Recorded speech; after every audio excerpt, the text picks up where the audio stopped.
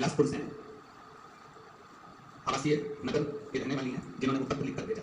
उन्होंने लिखकर भेजा, गुरुजी मैं अपनी सारे परिवार सहेली के साथ में कुबेरेश्वर धाम कांवड़ चढ़ाने के लिए।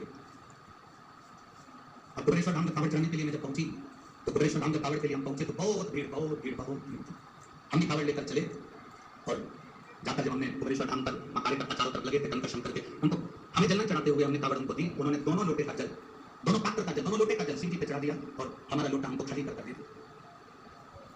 पत्र में लिखा था, मुझे बड़ा गुस्सा आया। रमीला साहू बिलासपुर, पत्र में लिखा उन्होंने, हमें बहुत गुस्सा आया, इतना गुस्सा आया कि हमने अपनी सहेली से कहा मैं 1200 रुपए खर्च कर यहाँ आई और 1200 रुपए खर्च कर पहुंची और इतना धक्का खाया।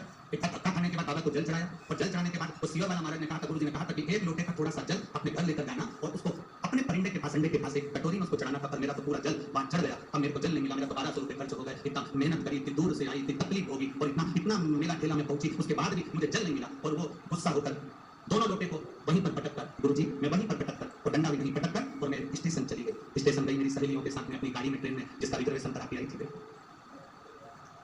ट्रेन में जैसे ही चढ़ते से एक लड़का त्रिपुंड लगाया हुआ जिसके हाथ में झोला था, वो झोला देकर मेरे को कहता है, बहन जी इसको पकड़ लो, मैं 2 मिनट अपने लड़के को ऊपर चढ़ा लूं, फिर मैं ये झोला ले लेना। वो झोला पकड़ा कर नीचे लड़के को लेने गया और वो आया ही नहीं और ट्रेन चल गई। अब झोले की चिंता, पहले से ही हम इतने परेशान, ऊपर से वो झोला दे दी। अब गुरु जी क्या कहें, हमने अपनी सहेलियों से कहा फालतू का 1200 रुपये लग गया और एक तो परेशान अलग होकर पानी भी नहीं मिला जो चढ़ा हुआ कटोरी में चढ़ाना था, उसी वाला हमारा झोला।